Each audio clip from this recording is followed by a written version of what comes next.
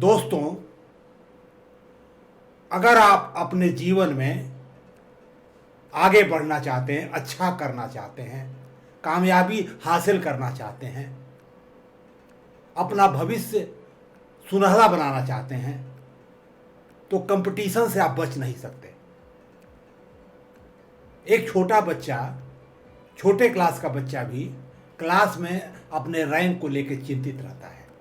उसके माता पिता भी चिंतित रहते हैं।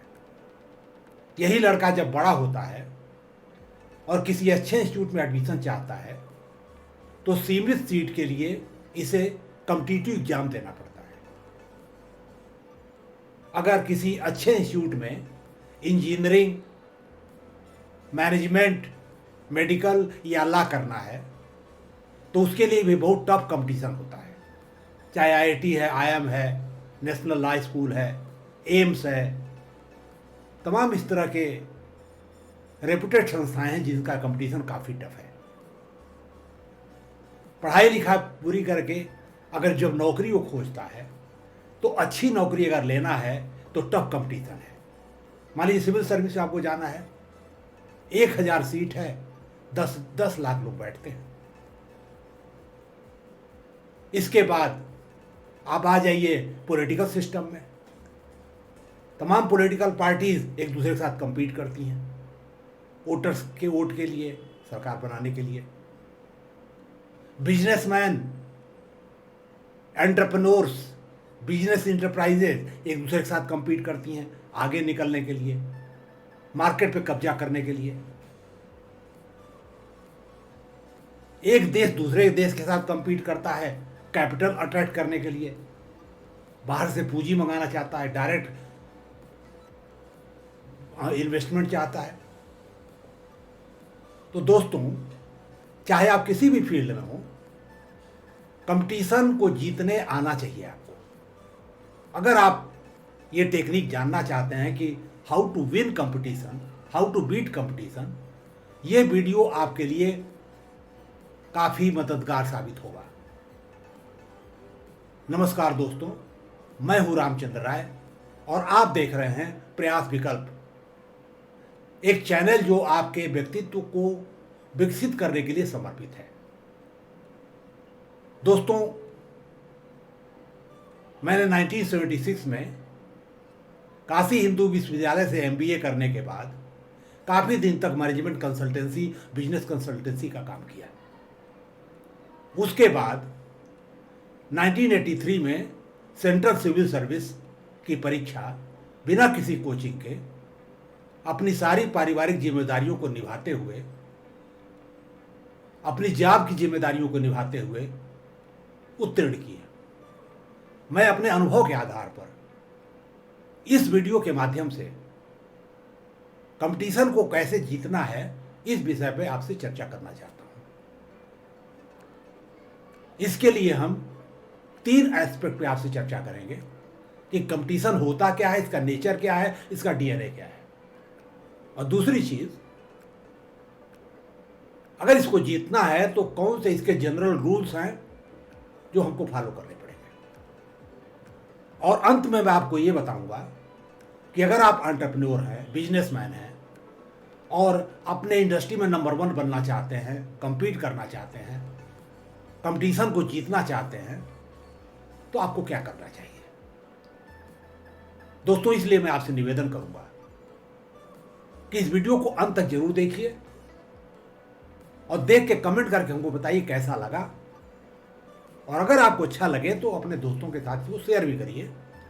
अगर आप पहली बार हमारे चैनल पे आए हैं तो इसे सब्सक्राइब करके बेल बटन भी जरूर दबा दीजिए, ताकि भविष्य में जो भी वीडियो हम लेके आएँ उसका नोटिफिकेशन आपको स्वतः मिल जाए। आइए अब हम लोग ये जानते हैं कि कंपटीशन होता क्या है। दोस्तों, कंपटीशन का सवाल वहीं पैदा होगा, प्रतिस्पर्धा वहीं पैदा होगी जहां जो आप चाहते हो वो कम है और जितने ज़्यादा लोग चाहते हैं उसको, अवेलेबिलिटी कम है, डिमांड ज़्यादा है, तो कंपटीशन होगा। किसी अच्छे स्कूल में आप एडमिशन चाहते हैं, सीट लिमिटेड है, ज़्यादा लोग लेना चाहते हैं, कंपटीशन होगा। अच्छी नौकरी चाहते हैं तो कंपटीशन होगा, सिविल सर्विस से जाना चाहते हैं, कंपटीशन होगा।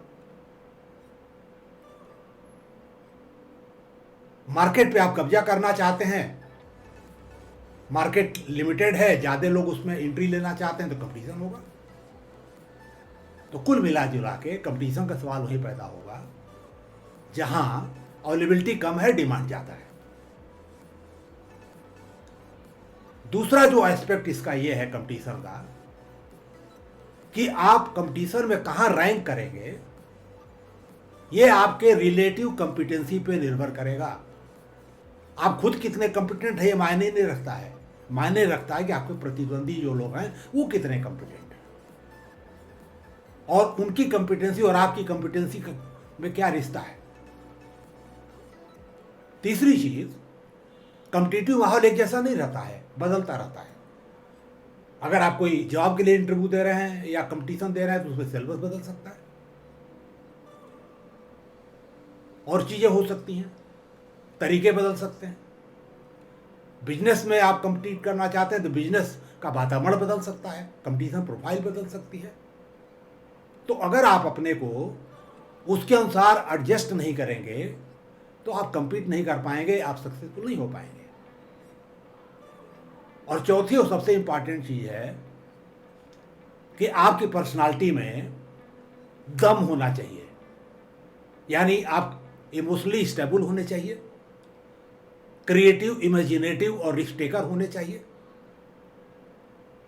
अपने काम के प्रति डेडिकेशन होना चाहिए, फोकस, प्लानिंग और परसिस्टेंस होना चाहिए, और दूसरों की समस्या को समझने की संवेदना होनी चाहिए। शायद आप सोच रहे होंगे कि कंपिटेंसी इंडिविजुअल ही हो सकती है, जैसे हमारा आपका माइंड होता है वैसे एक संस्था का भी माइंड होता है, तो उसको भी कॉम्पिटेंट होना पड़ेगा, उसको भी अपनी रिलेटिव कॉम्पिटेंसी बनाकर रखनी पड़ेगी। तो कुल मिला जुला के कंक्लूजन के तौर पे मैं कह सकता हूं कि कंपटीशन का मतलब होता है लिमिटेड चीज के लिए कंपीट करना, और वही कंपीट करेगा जो कॉम्पिटेंट होगा। अब आइए, किसी भी कंपटीशन को जीतने के क्या नियम हैं, क्या करना चाहिए। मैं जनरल बात कर रहा हूं यहां पे, आप किसी फील्ड में उस आप पे लागू है। पहली बात, आपको अपनी रिलेटिव कॉम्पिटेंसी को, जो एज आपका है, एडवांटेज जो है, उसको हमेशा बनाए रखना पड़ेगा, तभी आप आगे जा पाओगे। इसके लिए क्या करोगे आप, कैसे इसको करोगे आप? तो एक बहुत ही फेमस टेक्निक है जिसको बोलते हैं स्वॉट एनालिसिस। एस का मतलब स्ट्रेंथ, डब्ल्यू का मतलब वीकनेस, ओ का मतलब अपॉर्चुनिटी एंड थ्रेट का मतलब, टी का मतलब थ्रेट। अब आइए स्ट्रेंथ पे चर्चा करें। पहले आप अपनी स्ट्रेंथ पता करिए, क्या स्ट्रेंथ है, उसको प्ले करना है, शार्पन करना है, मजबूत करना है। और उसको अपने कंपटीटर के स्ट्रेंथ को देखिए, अगर वो आपसे ज्यादा उसके अंदर स्ट्रेंथ है किसी चीज को लेके और आपके अंदर कम है, तो आपके लिए वीकनेस हो गई, वो उसको दूर करना पड़ेगा। अब वीकनेस को लेते हैं, पहले आप अपनी वीकनेस को जानिए, अपनी पर्सनालिटी के वीकनेस को जानिए, उसको दूर करिए। बिना उसको दूर किए आप सफल नहीं हो सकते। और अपने कंपटीटर के वीकनेस को जानिए, उसका फायदा उठाइए। जहां तक अपॉर्चुनिटी का सवाल है, आपको ये समझना चाहिए कि किसके लिए आप कंपीट कर रहे हो, क्या पॉसिबिलिटीज हैं। अगर आप कॉम्पिटिटिव एग्जाम दे रहे हो तो पता चलिए कि कोई किस पोस्ट के लिए है, क्या रिजर्वेशन रूल्स हैं, कितनी अवेलेबिलिटी है, क्या सिलेबस है, क्या करना है। अपॉर्चुनिटी को अच्छी तरह समझना पड़ेगा आपको और उसके अनुसार तैयारी करनी पड़ेगी। आप बिजनेस के फील्ड में हैं तो आपको जानना पड़ेगा मार्केट क्या है, कस्टमर्स क्या कौन कौन है, कौन सी नीड उसकी पूरी होनी है, उस नीड्स में क्या क्या चेंजेस समय के साथ आ रहे हैं, क्या हमारे प्रोडक्ट सर्विस उसके अनुसार अपने को डेवलप कर रहे हैं कि नहीं कर रहे हैं, हम लोग उससे मैचिंग करा पा रहे हैं कि नहीं, अपने कंपटीटर से एक स्टेप अहेड आप हो पा रहे हैं कि नहीं इस मामले में। दोस्तों, जहां तक थ्रेट का सवाल है, जितने ज़्यादा इंट्रेंट होंगे, कंपटीटर होंगे, आपकी थ्रेट बढ़ती चली जाएगी। हो सकता है टेक्नोलॉजिकल ऑब्सोलेसेंस हो जाए, सिलेबस बदल जाए, कोई रिस्क पैदा हो जाए, उसको आपको मैनेज करना पड़ेगा। दोस्तों, अगर आपने स्वॉट एनालिसिस ईमानदारी से प्लान तरीके से कर लिया तो निश्चित रूप से आपको आपकी समझ बेहतर हो जाएगी और आप अपना गोल जो होगा, जो टारगेट है, उसको ठीक से बना पाओगे, उसके लिए प्लानिंग कर पाओगे, काम कर पाओगे। समरी के तौर पर मैं कह सकता हूं कि आपको स्ट्रेंथ के ऊपर बैंक करना है, प्ले करना है, वीकनेसेस को रिड्यूस करना है, मिनिमाइज करना है, अपॉर्चुनिटीज को अच्छी तरह समझ के एक्सप्लॉयट करना है, फायदा उठाना है, और थ्रेट्स को मिनिमाइज करना है, मैनेज करना है। ये बहुत ही कॉमन फार्मूला है, सबके लिए लागू होता है। अब आइए हम लोग डिस्कस करते हैं बिजनेस कंपटीशन। दोस्तों, बिजनेस कंपटीशन आज लोकल नहीं है, ग्लोबल है। आज हिंदुस्तान का जो एक्सपोर्ट है इंपोर्ट से बहुत कम है और ट्रेड बैलेंस निगेटिव है। आफ्टर ऑल क्या रीजन हो सकता है? कहीं न कहीं हमारे प्रोडक्ट और सर्विस में कुछ न कुछ तो कमी है, चाहे प्राइस को लेकर के हो, चाहे क्वालिटी को लेकर के हो, चाहे सर्विस को लेकर हो, कुछ तो होगा। क्या हम एनालाइज कर रहे हैं इस चीज को कि क्यों कुछ कंट्री हमसे आगे हैं एक्सपोर्ट में, और हमारे अंदर क्या क्या कमियां हैं, उसको कैसे दूर कर सकते हैं? क्या स्वॉट एनालिसिस हमने किया? अगर करेंगे तो निश्चित रूप से आप इंपोर्ट को भी कम कर पाओगे, एक्सपोर्ट को बढ़ा पाओगे। दोस्तों, आज ग्लोबल इकॉनमी है, जिसके पास ग्लोबल कॉम्पिटेंसी होगी वही सक्सीड करेगा। दूसरी बात यह है कि कैपिटलिस्ट सिस्टम का ये बेसिक फिलॉसफी है कि अपने इन्वेस्टर के पैसे को मैक्सिमाइज करो, प्रॉफिट बढ़ाओ, उसका प्रॉफिट मैक्सिमाइज करो। ये कैसे होगा?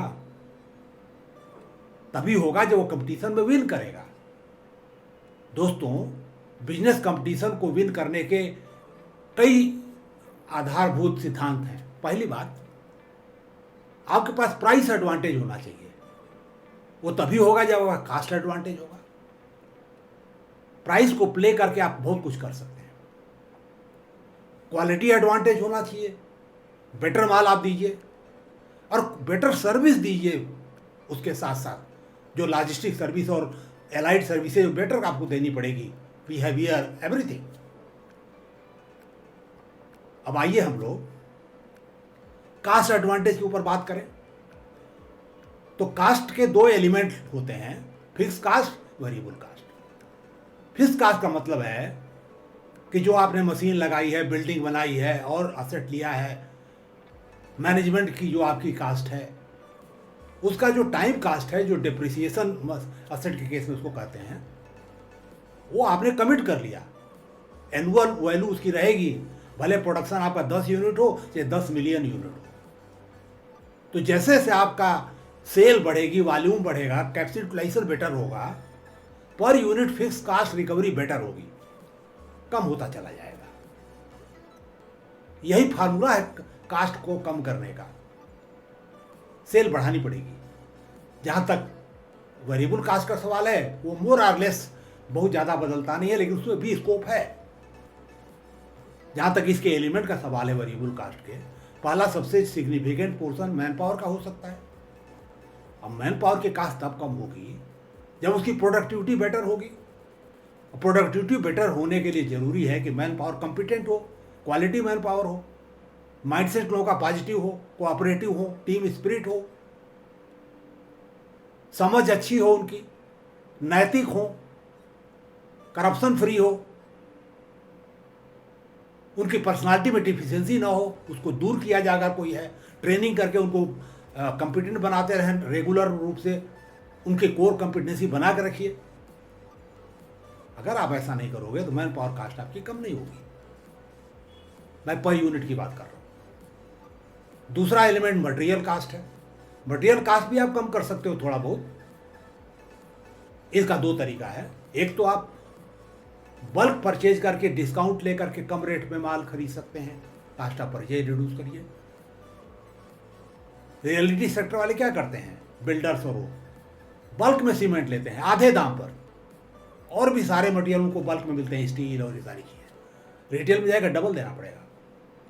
ये उनका मार्जिन है, आप भी ऐसा कर सकते हो।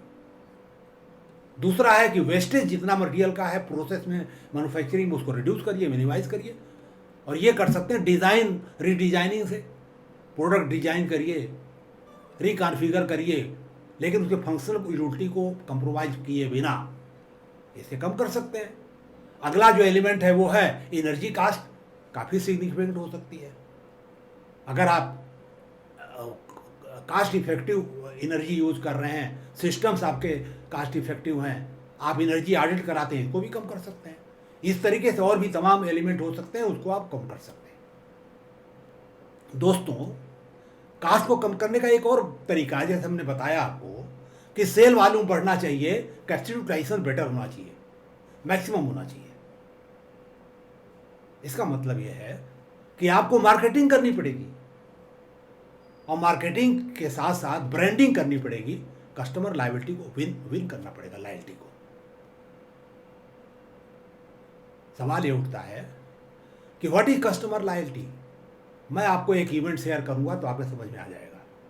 बात 1979 की है, जब मैं बिजनेस कंसल्टेंट था। मैं हैदराबाद में स्मॉल बिजनेस डेवलपमेंट इंस्टीट्यूट में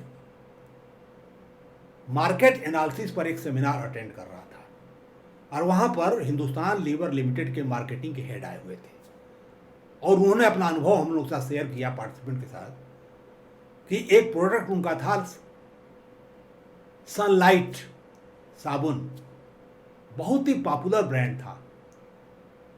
वो लोग ये चाह रहे थे कि इस ब्रांड को हटा के नया ब्रांड लाया जाए ताकि यंग प्रोडक्ट हमारा मार्केट में आए। शायद आपको प्रोडक्ट लाइफ साइकिल का आइडिया होना चाहिए। उस हिसाब से जब कोई प्रोडक्ट बहुत पुराना हो जाता है तो उसको हटा करके नया प्रोडक्ट लाना चाहिए, इससे नया ब्लड आ जाए। लेकिन वो लोग कर नहीं पा रहे थे, काफ़ी कोशिश कर रहे थे, लेकिन कस्टमर छोड़ नहीं रहे थे। दोस्तों, ये पावर होता है कस्टमर लॉयल्टी का, ब्रांडिंग की वजह से। अगर आपने ये अचीव कर लिया तो आपको कोई नहीं रोक सकता कंपटीशन को विन करने से। एक और बात भी है, जो आपका फ्रंट लाइन सेल्स का स्टाफ है, क्या वो कस्टमर को ठीक से डील कर रहा है, उसकी प्रॉब्लम को समझने की कोशिश कर रहा है, उसकी नीड्स को एग्जैक्टली समझ रहा है और आपको कम्युनिकेट कर रहा है कि नहीं, फीडबैक दे रहा है कि नहीं। मेरा अनुभव काफ़ी उल्टा है। मैं कई मोबाइल कंपनीज के आउटलेट पे गया हूँ, वहाँ जो लोग बैठे रहते हैं बिल्कुल इंडिफरेंट है, आपकी क्या प्रॉब्लम कोई लेना देना है, अपना कंपनी पॉलिसी बता देंगे, आप करवाना करो, जाइए। और ये उनका हाल है जो अग्रेसिव मार्केटिंग करने वाले लोग हैं, जियो हुआ, जैसे एयरटेल, ऐसे लोगों का ये हाल है। तो आपने मार्केटिंग करके लोगों को बटोर तो लिया, लेकिन सर्विस करने वाले गड़बड़ है, भाग जाएंगे लोग। खाना बना लिया, लोगों को इनवाइट कर लिया, बैठा लिया, परोस नहीं पा रहे, क्या मतलब है। तो दोस्तों, अगर आपने ठीक से स्वॉट एनालिसिस कर लिया, अपने कस्टमर को ठीक से समझ लिया, उसकी ज़रूरत को समझ लिया, चेंज को समझ लिया और अपने प्रोडक्ट और सर्विस को ट्विक करते रहे समय समय पर, तो आपको कंपटीशन को विन करने से कोई रोक नहीं सकता। दोस्तों, कंक्लूजन के तौर पे मैं कहना चाहूँगा कि फिलिप कोटलर, जो मार्केटिंग के गुरु माने जाते हैं, उनका कहना है कि customer is the king, customer is always right, you should work for customer delight. Customer को संतुष्ट करना है आपको, तब वो आपको पैसे देगा। प्रीमियम प्राइसिंग भी आप कर सकते हो, लेकिन कस्टमर को समझना जरूरी है। दोस्तों, इन्हीं शब्दों के साथ मैं अपनी बात समाप्त करना चाहूँगा, लेकिन चलने के पहले, आपसे विदा लेने के पहले आपसे एक बात दोबारा कहूँगा कि अगर आपको इस वीडियो में कुछ वैल्यू दिखे, कुछ काम का लगे, तो हमको कमेंट करके बताइए और लोगों के साथ शेयर करिए। एक बात और, हमारे इस चैनल को सब्सक्राइब करके बेल बटन दबा के हमको पैट्रोनाइज करिए ताकि हम और अच्छे वीडियो लेके आए, हमारा प्रोत्साहन हो। एक बात और आपसे निवेदन करूंगा कि अपने अंदर गार्बेज न जाने दें, हमेशा कोशिश करें अच्छा पढ़ें, सुने और देखें, ताकि आप दिन प्रतिदिन बेहतर बने, आपका व्यक्तित्व बेहतर बने और सफलता का चांस बेहतर हो। दोस्तों, हमको सुनने के लिए बहुत बहुत धन्यवाद। मैं उम्मीद करता हूं कि आज का वीडियो आपके काम कर रहा होगा और जो भी हमने आपसे बोला है उस पर आप विचार करेंगे, अमल करेंगे और कंपटीशन को जरूर जीतेंगे। बहुत बहुत धन्यवाद।